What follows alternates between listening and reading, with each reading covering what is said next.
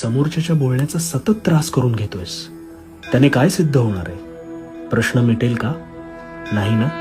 मग हे विचारांचं वादळ आधी थांबव आणि शांत हो. कुठे चुकतोस ते सांगतो.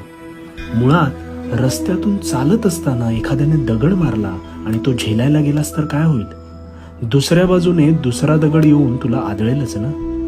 पण जर तू प्रत्येक दगड चुकवत मार्गक्रमण करत राहिलास तर तुला त्रासही होणार नाही आणि तू स्तब्ध सुद्धा राहणार नाहीस. म्हणून दुसऱ्याचे बोलणे मनाला लावून त्यावर विचार करत वेळ घालवत बसू नकोस.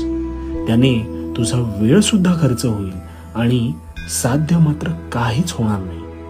सदैव लक्षात ठेव, समोरच्यासाठी माझा कर्माचा फेरा आहेच. तो ना कधी चुकलाय ना कधी चुकेल. त्यामुळे चालत राहा आणि भिवू नकोस, कारण मी तुझ्या पाठीशी आहे.